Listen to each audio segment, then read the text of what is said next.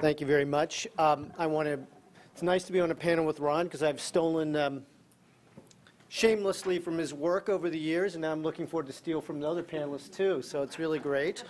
I need to say one piece of introduction, which is my work. I work as part of the Evidence Project, the USAID global project that is managed by the Population Council. I am not a doctor, but I do hang out with a lot of PhDs. And today I'm going to talk about health and the business case for health investments in the context of multinational companies and their supply chains in low and middle income countries. So I'm talking about what happens in these countries, not globally or in wealthier companies. And I recognize that there are many sectors and there's lots of complexity, so I'll make broad statements that may not necessarily be 100% true for everyone, but I think they're broadly true. So let me start. I want to argue that we need a new way of thinking about worker and workplace health, beyond the traditional approach of occupational health and safety. One that recognizes also and emphasizes the unique needs of women, including their family planning needs. And if we're going to expand access to health services with stronger health systems in these countries, business obviously has a vital role to play, in my opinion. Now, we live in a fundamentally different kind of world than 30 or 40 or 50 years ago. It's a global economy that has reshaped work everywhere. Women make up now an increasingly part of the workforce in developing countries. These are women of reproductive age and men who leave rural areas to come to get work in urban factories and in agribusiness farms. They are disconnected from their social networks, and they're also disconnected from their public and private support systems. So the old view that the main health responsibility of factories, farms, business, other workplaces is to keep people safe from injuries and workplace disease fails to adjust to these new realities in the new world where women workers lack access to essential services. And companies and public health needs to adjust to these new realities of the global economy. Far too many managers in these countries are ignorant of the health needs and challenges of women workers, the way their reproductive health impacts productivity, their lack of access to health services because they're women, the different needs they have for hygiene, restrooms, and other things in the workplace. You know, a recent McKinsey Global Institute report calls women's access to health care, and it's, oh, you know what, I have forgotten this.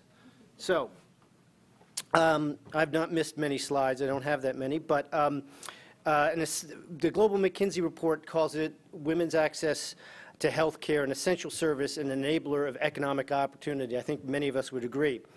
But if you look at corporate initiatives on women's empowerment around the world, I dare you to find more than a couple that make health, much less women's health, a core component of those initiatives. So in effect, what they are doing is leaving out millions of women at the bottom of the economic pyramid who struggle to control their family size while seeking and maintaining basic employment. And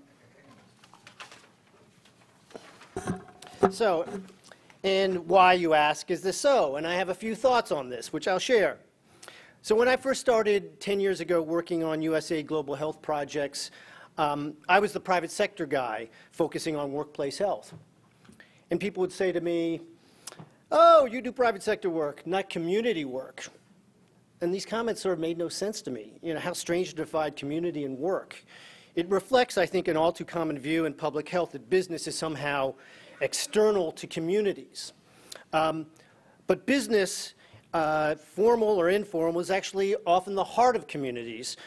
Work is where people spend the most of their time.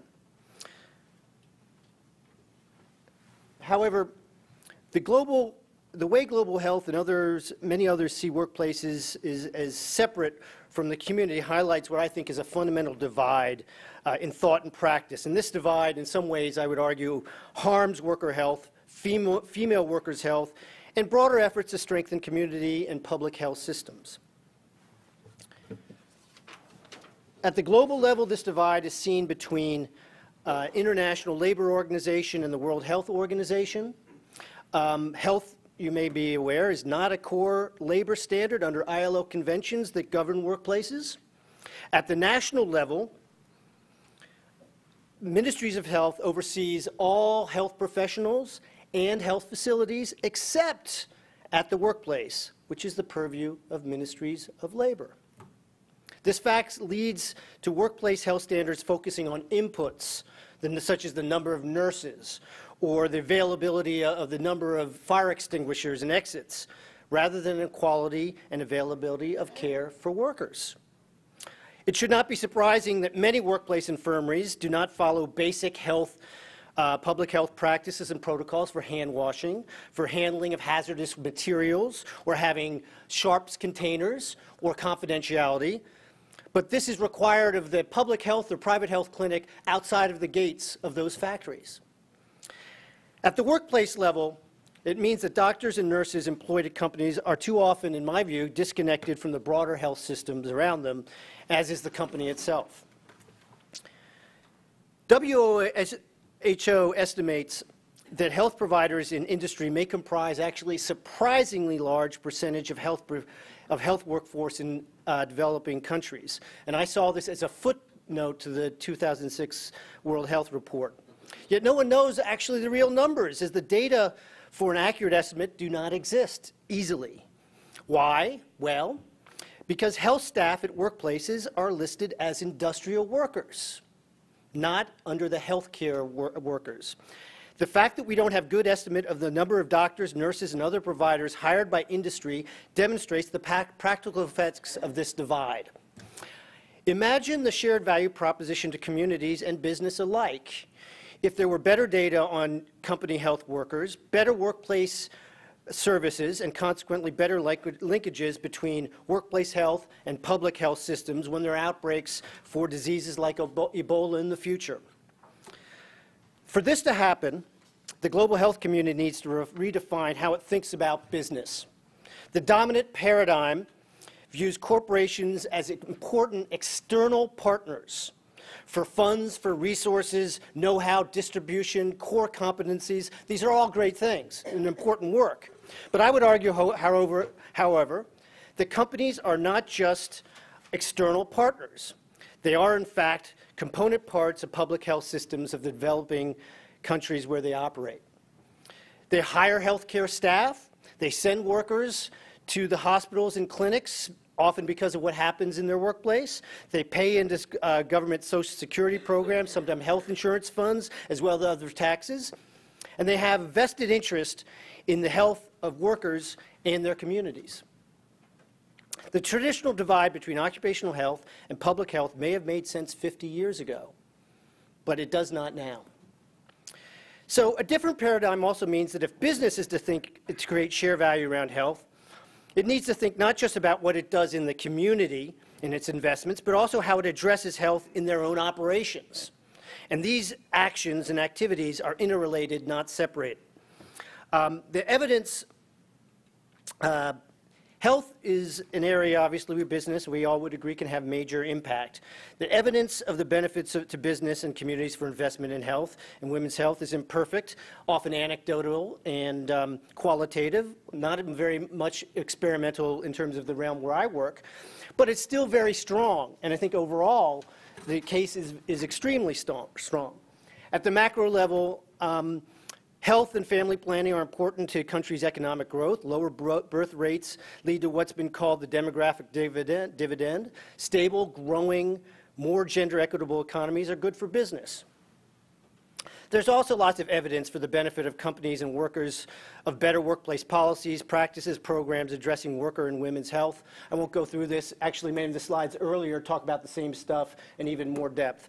But workplace programs we've been participated in, and this is with many NGOs, whether it's BSR or CARE or Marie Stopes, there are many, many out there doing this work, have had estimated returns on investments for such programs of 3 or 4 to 1 for every dollar investment, $3 or $4 for every $1 invested.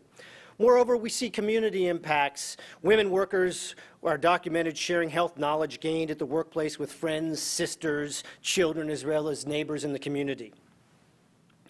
So there's an assumption, unfortunately, that the generating stronger evidence on the business case is the key to spurring business investment in the developing countries and in these supply chains, is the key to spurring, creating shared value in health. That if you can show increased productivity and retention, as well as improve worker well-being, companies will suddenly devote time and resources to health.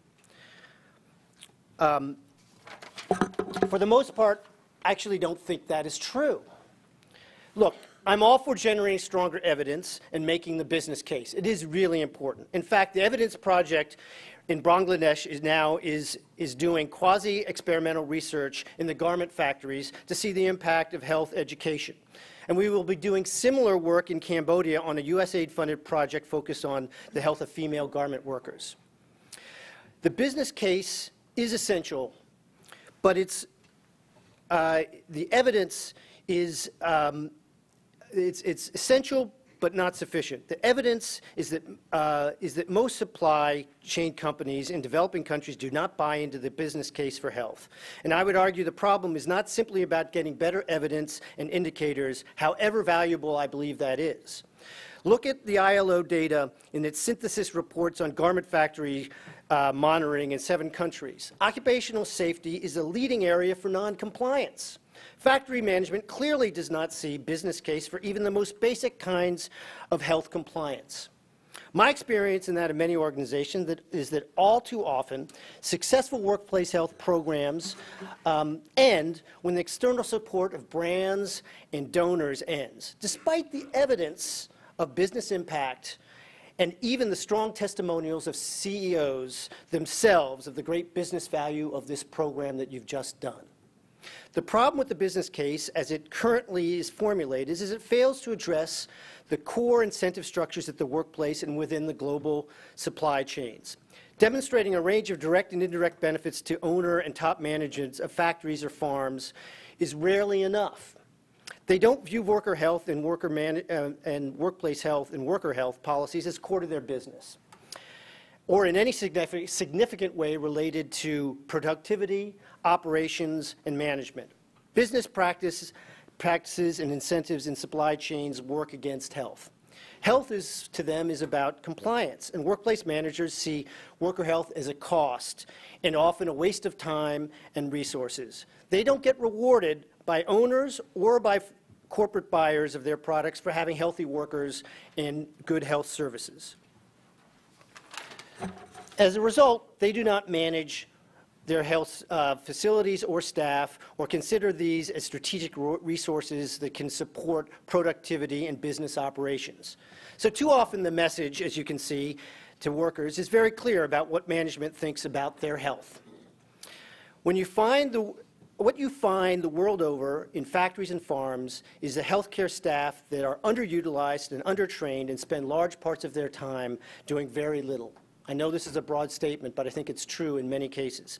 In fact, the key reason factories in Haiti are not compliant with the number of nurses they're required to have on site is because managers say, why should we hire more nurses? The ones we have aren't doing enough as it is. Now, such comments beg the obvious question I like to ask business colleagues. What's the business case for allowing your healthcare staff to be so underused and so poorly managed?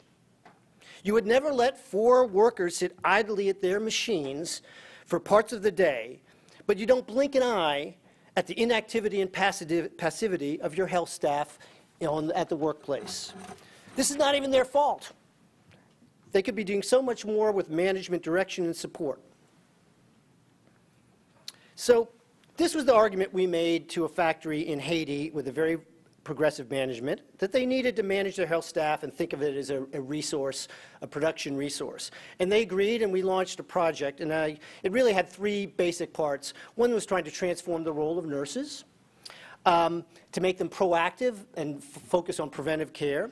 The second was instituting basic standards and protocols in the infirmary that they had, and then integrating the health function into real management, not general management, real management and oversight of this. So the nurses took on new responsibilities that included getting out of their chairs and walking the lines and talking to workers, giving health messages and doing health talks, and not just waiting for workers to come in. We had new protocols in the infirmary, such as a simple supply management of family planning, and there were frequent stockouts, and this helped end that. But also looking at privacy and confidentiality of workers, as you can see in some of the pictures, we changed this. And management processes were put in place to really manage and support what they did. And there were clear roles and responsibilities by the human resource manager and others to supervise and make sure these processes worked and supported the nurses.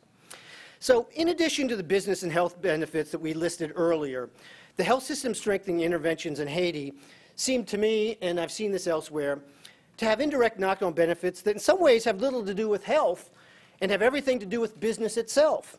Better management skills, better use of data, better processing, problem-solving skills. So let me give three quick examples. One is we instituted a new hiring process for nurses. Okay, before it was all about nepotism and who know who. Now they looked at qualifications, and the factory said, wait, this is pretty good. We need to do this the same thing otherwise in other parts of the factory, because favoritism, nepotism is a problem in other skilled workers as well. Secondly, we see the VP of Compliance said to me, wow, you know, line supervisors are now kind of noticing workers who are less productive and appeared kind of unwell or underweight, and then started referring them to infirmary. This had never happened before. And then finally, the thing that I think is most interesting, though may not come through in this, is that the Worker Management Committee set up to improve activities in the factory did something unusual in my experience, which is they actually tackled a dispute involving lack of respectful treatment by one of the nurses. And a worker on the committee complained that she'd been treated disrespectfully when she wanted to get some services.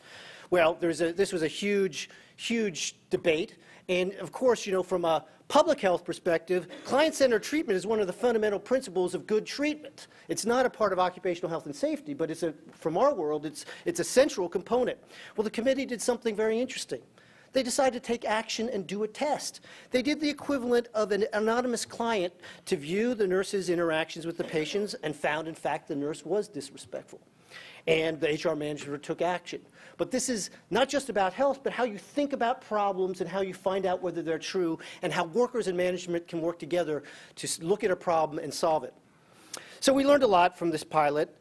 It's very hard, even for management, that recognize its health team is as a strategic resource for productivity to change ingrained business behaviors of their enterprises.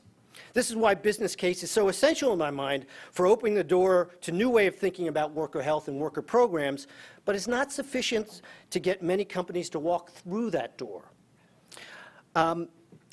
Yes, we need companies to walk through that door, and as part of that, we also need global health and world to reimagine the role of businesses in health systems and low and middle income companies, and how they engage with business in new ways and not just as partners, as important as partnerships can be. Because business can play a vital role in efforts to strengthen systems and expand services. The growing number of women in the global workforce demands that we rethink workplace health policies and practices as traditional occupational health fails to address the impact of work on their reproductive and general health and the health of workers overall. The Haiti pilot represents one approach to bridging the divide I discussed earlier. But workplaces do not work in a void. Creating shared value in health and women's health is not just about what individual workplaces do, but the public and private incentive structures that affect business thinking and the decisions at all levels, global, national, company, community. You might call this the broader business case. Supply chain companies respond to the priorities and policies of multinational companies that buy their products. They also influence by public policies on occupational health and safety. Business and global health need to tackle these policies at all levels, and it may seem daunting, but in fact, the public health side deals with these levels all the time.